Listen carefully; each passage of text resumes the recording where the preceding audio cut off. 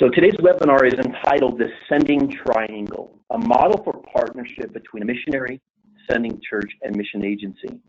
Sending and supporting the work of missions is complex, no doubt, and multifaceted, as you know. At its best, it concludes an interdependent relationship between a missionary, the church that sent that missionary, and also a mission agency. Together, these three form a dynamic partnership that enhances the work of making disciples of all nations. In today's webinar, we're going to present the partnership model, bringing clarity to the roles of each, and observe how it was practiced in the New Testament. Today's subject matter expert is John Ward. John is the Director of Mobilization at Encompass World Partners, and he leads a team that seeks to mobilize and equip people and churches that are following Jesus into the work he's doing to make disciples of all nations. Now, in just a moment, I'm going to hand the microphone and the controls over to John. But first, a couple of details. Your phones are muted to preserve sound quality, and this is important because there's 88 folks that have registered for today's webinar. You can listen to your computer speakers, or you can call in on the telephone. Now, as questions come to mind today, and we certainly hope they do because we want this to be interactive, please type them in the question and answer panel located in the GoToWebinar task panel, which is on the upper right-hand side of your screen. We'll be addressing your questions the last 15 minutes of our time with John, and this really is your opportunity to enter into the conversation.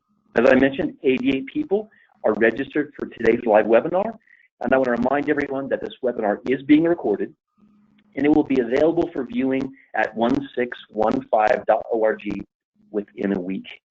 Now I'm going to hand this over to John. John, I want to thank you so much for taking your time today to share your wisdom and experience with us. So controls belong to you as well as the audio. Thank you, John. All right. Thanks so much, Matthew. I really want to just commend the work of 1615 and Matthew as they have just put out so much great content for those of us who are missions practitioners and leaders. And I just so appreciate the mission table when everything is missions, your book. And I know from things that I've learned in settings that include some of the content for the Mobilized Church, that that is just going to be a tremendous resource for churches to enhance their vision for global missions and increase their fruitfulness in the Great Commission. So thank you guys for what you do. Really appreciate it. And I've benefited so much from the content that you guys have curated and put out there on behalf of all of us. Well, I want to give a personal introduction here. Here's a picture of my family. My wife, Kate. Oh, sorry, we went ahead of one. There's your family. All right, so my wife, Kate, of almost 18 years, I credit her with mobilizing me some 19 years ago when we met shortly after she had done an internship with Encompass in London, England. And 2 years into our married lives, we returned to London. I like to joke that it was because Encompass discovered how gifted we were with languages during our language aptitude test, so they sent us to England. And today we live in Atlanta, Georgia. We live in the northeast part of the city that is a very diverse part of the city. We moonlight as church planters, as we've been a part of church planting endeavor here for almost 3 years. And our kids there, Micah, Camden, and Owen, are a great blessing to us. My 3 sons, as I like to call them. Soccer is a big deal in our house right now, and we're celebrating here in Atlanta after Atlanta United's victory. Added a little bit of hardware to the trophy case last night in the U.S. Open Cup. Of course, reigning MLS champs, got to get that one in there too. So we're excited to be in Atlanta celebrating a good soccer tradition in the making. Well, next is a picture of my team. Hopefully it moves forward there. There we go. And yeah, these are a few members of my team. Sorry, I've lost that. There we go. We like to affectionately refer to ourselves as the Mob Squad, and our mission is to catalyze global missions by investing in individuals and equipping churches to go further together in the Great Commission. It's been an honor and a privilege to serve in the work of mobilization for the last 12 years at Encompass, and we get to represent over 100 missionaries serving in about 16 countries, and partnerships that extend to about 34 countries around the world. Encompass has been around for 119 years, and so there's a rich tradition and heritage that we're building on as we have the opportunity to partner with churches and individuals in the work of the Great Commission. All right, well, as we get into this topic, the sending triangle, what I want to do is first I want to make a disclaimer, and to use a word I learned actually from Matthew, is that we lifted this idea of the sending triangle from the good work that Ellen Livingood and Catalyst Services has done, another great resource for missions mobilization in the church. This document and a lot of other great content is available on their website at catalystservices.org, but we got the concept of this with permission from Ellen. We kind of made it our own, and so want to definitely credit her and Catalyst Services, as they're also putting out some great content and have really helped us solidify some of the very things that we were practicing and valuing in the sending triangle, and really giving us a picture and a metaphor to work with. So appreciate her work on that. Next, I want to provide some context. So for Encompass, we were birthed out of a fellowship of churches here in the U.S. Today it's called the Charis Fellowship. It was formerly known as the Grace Brethren, the Fellowship of Grace Brethren Churches. And for us, it's a constant reminder of the unique relationship that we have to local churches that not only help to found this missions endeavor, but that we have this kind of dynamic partnership with, as we are considered a national organization of the Charis Fellowship. We partner, of course, inside of the fellowship with those churches, but also outside the fellowship as well. But really, that dynamic is really what frames for us what is a high value as an organization and what it means to serve local churches that send.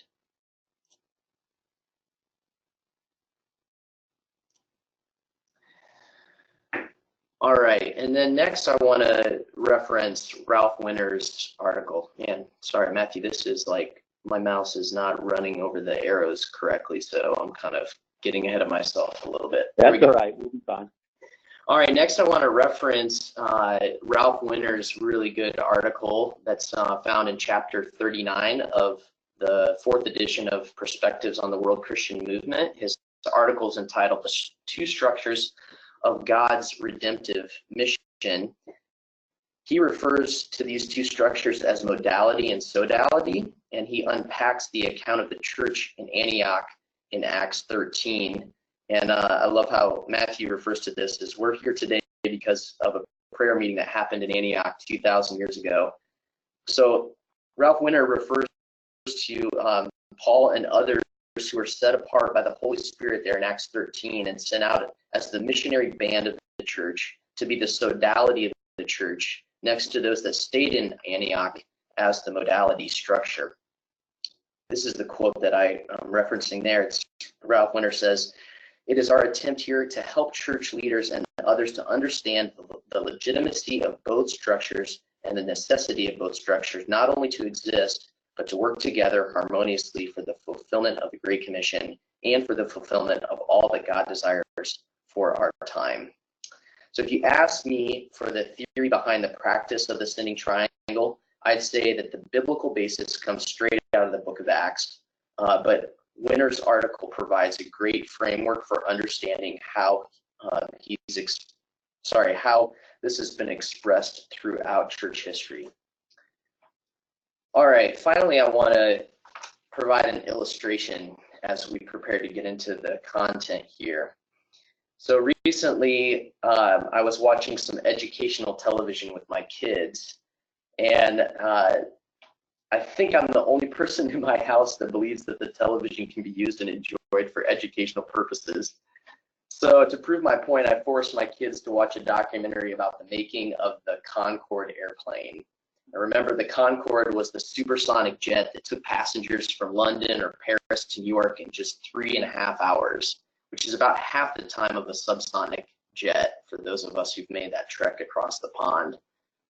One of the cool things I learned about the making of the Concorde was how the British and the French, when they realized the cost of building the airplane, decided to combine their efforts through a treaty offering to share all the plans that they worked on to produce the same airplane, which is why you see duplicate airplanes there, one with Air France moniker on it and one with British Airways. At the same time, the Russians entered the race to be the first to put a supersonic commercial plane into service, and they actually succeeded by just 3 months with the Tu-144. However, the Russian plane was riddled with problems, including a test flight that crashed, killing both pilots. In the end, the Tu-144 had a commercial service run of less than 1 year, while the Concorde was in service for 27 years. There's much more to the story, but the reason I share it is because of the combined efforts of the British and the French. Because of these combined efforts, they produced a better and longer lasting aircraft.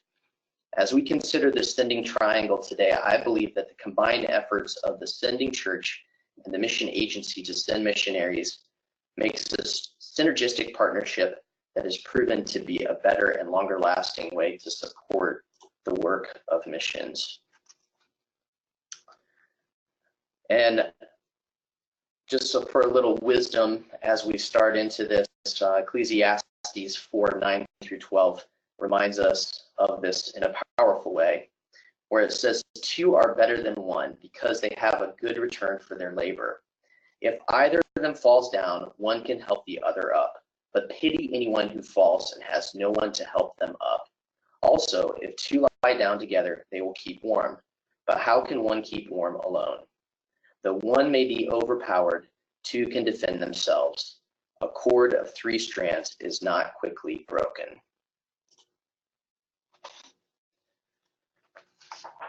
All right, well, we want to begin to look at the partnership model. And as we prepare to do that, a couple thoughts. A key idea in pursuing the Great Commission is partnership, the idea that no one can or even should try to go it alone. Jesus sent his disciples out in two. In fact, the Latin origins of the word commission means sending together.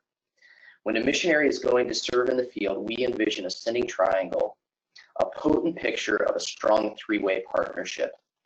The sending triangle is the relationship between the missionary, the mission agency, and the sending church. And the diagram here will help us outline major focus areas for each party. I know it looks a little incomplete right now, but we're going to start adding to the diagram.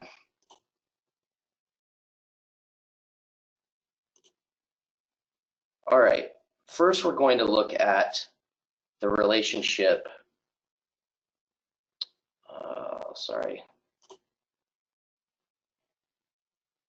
Some technical difficulties here.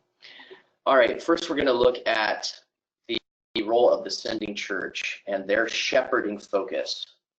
The sending church is the local church who is directly responsible for the missionary family or individual through being relationally and spiritually invested.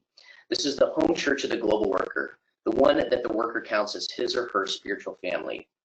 While any missionary may have a variety of churches involved in supporting them, only one of those churches carries the responsibilities to shepherd and send them. So here are 5 areas the sending church has a focus on in the partnership model. And it's not an exhaustive list. These are just some key areas that they focus on. First is preparation. The church has a key role in building relational, practical ministry skill and biblical foundations for the missionary. Essentially, they have a discipleship role. The next is recruitment. The sending church leaders often recognize ministry effectiveness, cross-cultural aptitude, and passion within a potential missionary, and they affirm a call to consider going. Next is support. The church supports through praying, investing relationally and financially for the benefit and backing the missionary needs to be faithful to their ministry. Next is commission. The church officially and publicly recognizes God's call to the missionary and releases her or him to go with the blessing and favor of the church as a representative of Jesus and the church family. And finally is spiritual care. Shepherding and practicing the soul care of the missionary is a high priority in both their local church ministry and cross-cultural ministry deployment, so both when they're at home and on the field. All right, next we're going to look at the mission agency, who has an apostolic focus. The mission agency has an apostolic focus on the innovative means to share the love of Christ with those who have not heard, to gather new believers into community, and to train leaders so an indigenous church planting movement will flourish. The mission agency trains missionaries to do the work of intentional evangelism and whole life discipleship, showing Christ's love to those in need. And here's a couple areas that the mission agency focuses on in the partnership model. Recruitment, like the sending church, the agency walks the journey with potential missionary candidates towards cross-cultural opportunities that fit their gifts and passions. Next is training. The agency leverages its cross-cultural experience using the best missiology, materials, and methods to help missionaries be faithful and fruitful. Next is strategizing. This is where experienced mission leaders help set direction and guide priorities for reaching difficult to reach people, groups, and places. Next is logistics. We all love logistics. The mission agency ensures that every missionary has the systems in place to support this work, helping them achieve their ministry and personal goals. And finally, in an overlapping focus with the church, there's spiritual care as well. The agency helps the missionary to sustain the hardship of cross-cultural ministry, and this includes member care or missionary care that focuses on preventative and crisis care, basically covering some of the needs that the unique needs that missionaries have in their cross-cultural work. Okay, finally, we want to look at the missionary who has a field focus. Missionaries serve in a variety of roles, but with the shepherding focus of the sending church and the apostolic focus of the mission agency in place, a missionary can more effectively focus on the field where they serve. And here are a couple of areas that they focus on. First is a learner. A missionary is always growing and learning, whether it's a ministry skill, cultural awareness, Bible knowledge, or in relationship to God and others. They are curious learners. Next is cross-cultural. They have the challenging task of learning a language and knowing the culture in order to effectively communicate the gospel. This is the work of contextualization. Next is ministry. They focus on making disciples that make disciples by introducing people to Jesus in word and deed. The ministry activities and skills needed are diverse and dependent as the needs on the field and the giftedness of the workers. Sorry, let me say that again. The ministry activities and skills needed are diverse and dependent on the needs in the field and the giftedness of the worker. Next is communication. Communication, they are regularly and honestly communicating successes, needs, difficulties, and prayer requests so all can participate in the ministry. And lastly is faithfulness. I think Paul regularly called it patient endurance. We all long to see a missionary bearing fruit, but it's not a guarantee. However, they can control their faithfulness and diligence to the work that God has called them to do. So this is not only presenting the partnership model, but the different areas of focus that each one has in the partnership model. Again, it's not exhaustive, but it does allow us to see and have a representation of these different areas that each one focuses on and how they work together. All right, transitioning to bringing clarity to the roles of each in the partnership model. All right, at times it's easier for us to understand how the roles of each should work in a partnership if we consider and observe what can happen if they don't go as we plan. I know as a parent, I'm often telling my kids not to do something, and more often than not, I get the question back from them, why? Which is good because I can strike fear into them by making up some kind of grand story about how they're going to lose a limb, or for any Christmas Story fans out there, Ralphie's mom saying you'll shoot your eye out, right? So, but seriously, there are consequences when we turn the triangle into a pyramid. So the triangle we're referring to is not a pyramid. Although a pyramid is shaped like a triangle, in our partnership model, it's an example of what not to do. You see, a pyramid has a top and a bottom, placing one of the three above the other two in the ascending triangle. Now, don't get me wrong, I'm not trying to diminish the role of the sending church as the one with spiritual authority as an overseer, or the mission agency as the one who's responsible for holding the missionary accountable to the ministry that all three have agreed to support.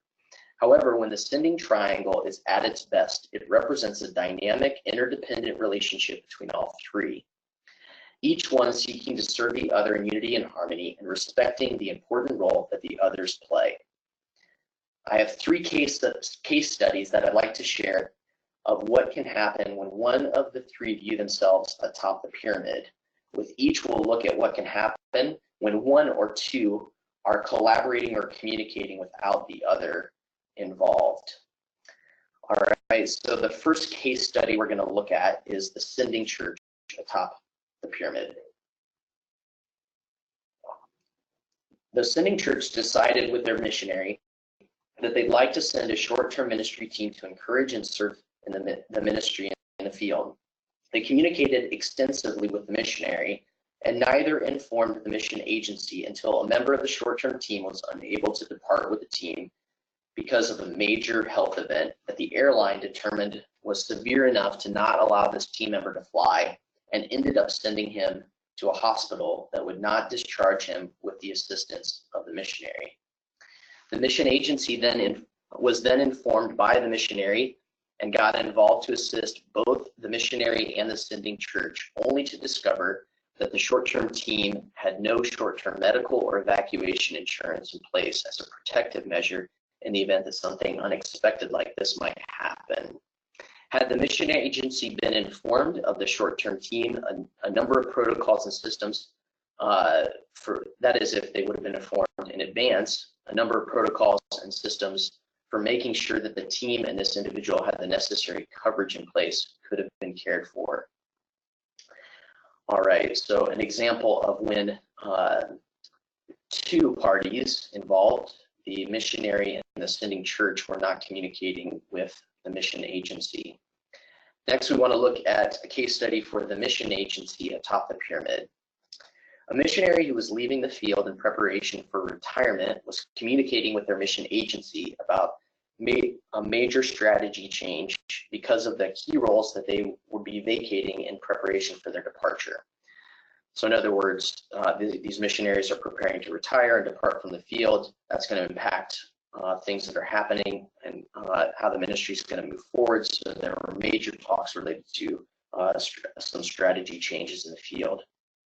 Neither the missionary nor the mission agency shared about the strategy changes with the sending church, who in the end wanted to continue to stay involved in the field despite their missionary's retirement. This was a major oversight because the church had been involved in that field for many years and wanted to maintain continuity with relationships that they had invested in over time. In the end, the church was disappointed to discover that a major shift in the strategy was decided on without their input, and trust had to be repaired to move forward in a partnership with the mission agency in that part of the world. So again, that's an example of two of the three parties communicating, but leaving a third out. But it was the initiative of the mission agency to change strategies. Okay, third and final case study here is the missionary atop the pyramid. Multiple sending churches in partnership with the mission agency decided to send a team of 3 couples to a new city to start a new work in the field. After the first term of ministry in the field, one of those couples decided that they would not be returning to the field for a second term. To the surprise of the sending church and mission agency, the other couples decided that they would therefore not plan to return to the field because as a missionary team, they had formed a covenant together that if one of them would not proceed, that they would all return home. This was news to the sending churches and the mission agency involved and caused a ripple effect in how to explain the sudden departure of these workers from the field to their constituencies. In the end, the field was closed and all the couples returned home. Okay, so our final case study there with the missionary atop the pyramid. All right, again, the triangle referring to is not a pyramid. And so to bring additional clarity to the roles of each, we want to talk about the interrelated strengths and how they work in the partnership. The sending church and mission agency share an organizational relationship, or as we call it, a sending partnership. So you see that on that side of the triangle. The sending church has a role to provide spiritual authority for the missionary, while the mission agency provides ministry authority for the missionary. And the missionary has this dual accountability to both the sending church and the mission agency for both spiritual and ministry authority. All share a commitment to a 3-way collaboration and communication, and that's highlighted by these arrows that are going in both directions. All right, so to recap, hopefully it was helpful for you to observe a few ways of when the triangle is behaving like a pyramid and how that affects the roles of each and even effectiveness in the partnership model. So we want to turn our attention to the New Testament now. And the sending triangle, we want to look at how it was practiced in the New Testament. I keep getting ahead of myself there. All right, while there are different roles, the Bible shows patterns of partnership. Paul became the obvious leader of the mission team sent out by the church in Antioch in Acts 13, and he reported to the church regularly, and there's a number of things that we can observe from Paul's relationship with the church of Antioch. We're not going to look at those things now, but I would definitely commend the Mobilized Church Workshop and the 7 keys to unlocking missions potential in your church from 1615. Matthew does a great job of looking at what happened in the book of Acts with the church in Antioch in much depth. And so here we're going to be looking at some of Paul's epistles and how the model, how there was a reciprocal partnership with a number of the churches that he helped to plant himself.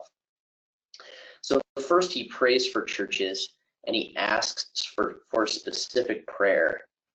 The reference here is from Ephesians 6:19 and 20. There he says, "Pray also for me, that whenever I speak, words may be given me, so that I will fearlessly make known the mystery of the gospel, for which I am an ambassador in chains. Pray that I may declare it fearlessly as I should." So he prays for churches in almost every epistle that he writes, and he asks for specific prayer requests. Next, he anticipates mutual encouragement and ministry. And the reference here is from Romans 1, verses 11 and 12. He says, "I long to see you so that I may impart to you some spiritual gift to make you strong, that is, that you and I may be mutually encouraged by each other's faith." So that mutuality in the work and encouragement. Next, he asks for financial help. In Romans 15:24, he says, "I plan to do so when I go to Spain. I hope to see you while passing through and to have you assist me on my journey there after I have enjoyed your company for a while." he's also grateful for the financial help, and we see that in Philippians 4, verses 10 through 13. He says, "I rejoiced greatly in the Lord that at last you renewed your concern for me. Indeed, you are concerned, but you had no opportunity to show it. I'm not saying this because I'm in need, for I've learned to be content, whatever the circumstances. I know what it is to be in need, and I know what it is to have plenty. I have learned the secret of being content in any and every situation, whether well-fed or hungry, whether living in plenty or in want. I can do all this through him who gives me strength." And finally, he calls the Philippians his partners in the gospel. And I'm not going to read the reference there, but just note that the word for partnership there in Philippians 1 is actually the same word for fellowship. It's koinonia, which is different than some ways that we use the word partnership in a business sense in our culture, more of an organizational, institutional sense. It's much more of a kinship that he's referring to there. And remember, this is actually in the context of the church in Philippi sending Epaphroditus to Paul while he was imprisoned in Rome to provide financial assistance, possibly for some of his legal matters. And he's writing to them, preparing to send Epaphroditus back to the Philippians, and sharing that he's planning to send Timothy to equip them as well. So there's a couple examples, especially from the life of Paul and his leadership as a missions leader in the early church, and how the sending triangle was practiced. Well, I want to conclude with this image. Sorry, with a little bit of delay, I seem to be getting ahead of myself at times. Hopefully we'll be back there. All right, so to put it into some context for me here at Encompass, you can see that we've been using this phrase, "go further together." And really, the sending triangle is an example of what we deeply value and practice as an organization and a missions agency. So I'd like to conclude by saying it this way: working through mutually interdependent ministry partnerships like this allows the body of Christ to demonstrate unity and purpose, bringing glory to God, and it also allows us to go further together in our collective efforts to fulfill the Great Commission. At Encompass, we strategically chose to use a sail as a visual reminder or a metaphor of our desperate need for the Spirit of God to power the boat. So you can see the image to go with not only the image, but also even our very logo, with the sail full of the wind powering, the Spirit of God as the wind powering the boat. So as I was preparing this webinar, I realized that the sail is a triangle. I know it's some kind of brilliant revelation, right? But what I did was researched a little bit more about the triangle sail and discovered that it was a major innovation as it came behind what was a traditional square or rectangle shaped sail that you may notice from the clipper ships of the day, which were very dependent upon wind direction in the way that they sailed. So the major innovation with the introduction of a triangle shaped sail was that it creates an airfoil that increases lift, and it actually allows the boat to sail against the wind. Well, it made me think of the missions endeavor, and especially the challenges of what we face in terms of seeing the gospel go to the least reached. And in fact, it's like sailing into a massive headwind. But the sending triangle, like the triangle sail, allows us to go further together in the Great Commission. And for those of you who may be sailing aficionados, you will recognize that the sail in the Encompass logo is a spinnaker sail, which actually is a sail that provides more power as it catches a tailwind for a sailboat. So sorry to get all technical on you, but I knew if there were any sailing fans out there, I might have to clear up any of that confusion. All right, Matthew, that was what I had as it relates to the sending triangle and a model for partnership between a missionary, a sending church, and the mission agency.